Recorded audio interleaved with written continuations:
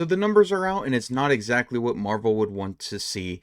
Final Destination Bloodlines is dominating the box office with $51 million in its opening weekend. That is absolutely insane for a horror movie that is very much rated R and has a lot of blood, gore, and violence. And it just shows that word of mouth keeps carrying films to make money, because this movie is absolutely going to make money in the long run. It's already almost made money. I had like a $40 million budget, and it wasn't very much marketed. It's like $20 million in marketing max. So the movie needs to make like $120 million to break even, and it's easily going to do that. Box office: Final Destination Bloodlines scares at $51 million in its debut. The weekend's Hurry Up Tomorrow misfires with $3.3 million. Final Destination Bloodlines, the sixth installment in the long-running horror property in which people die in increasingly insane incidents, collected a bloody good $51 million in its opening weekend. The Warner Bros. And New Line film towered over domestic box office charts, overtaking the #1 spot from reigning champion Marvel's Thunderbolts, and trouncing fellow newcomer The Weeknd's Hurry Up Tomorrow, which crash landed in sixth place. And it turns out that the desperation marketing switch up for Thunderbolts, trying to advertise them as the new Avengers, backfired for Disney and Marvel, and it is not looking good for them, because that movie is most likely going to bomb big time at the box office.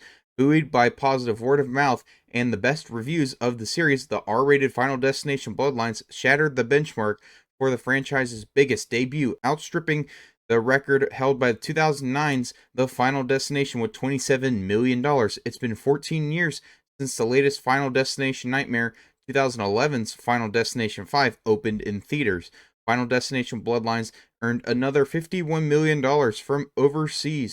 from 74 overseas, for a remarkable global start of $102 million. The film, directed by Adam Stein and Zach Lebowski, cost roughly $50 million to produce. Bloodline centers on a family who starts dying off one by one because their matriarch was never supposed to survive a horrific event from 50 years ago.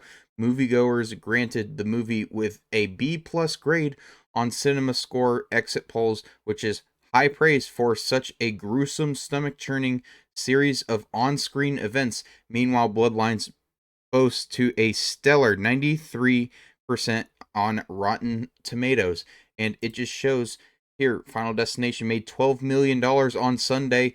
Thunderbolts made almost $5 million. Sinners wrapped it up with $4.5 million, and as you can see, Thunderbolts dropped another 50%, and it's only made $325 million at the global box office, and it had like $180 million budget at the very lowest.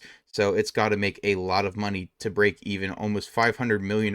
And odds are it's not going to do that, because it's dropped 50% in every week it's been out, which is not very good. It started in 4,300 theaters, and now it's only in just under 4,000 theaters, and it is going to continue to drop. So that is not good news. But Final Destination starts off with $102 million at the box office. That is insane numbers. It's probably going to have a heavy drop at the box office because it's not meant for everyone. It has a much thinner audience than Thunderbolts. $102 million for an R-rated gruesome movie is insanely good for it, especially when the budget was kept under wraps.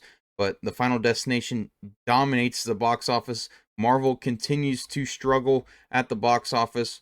$325 million is not going to cut it for Thunderbolts, and it just shows that word of mouth will carry your films like Final Destination. It's only in a fraction of the theaters. It's in 3,500 theaters compared to Disney's in its third weekend release, just under 4,000 theaters. But anyway, that's all for me. If you liked the video, hit the like button. Comment your guys' thoughts down below, and I'll see you guys in the next one. Peace.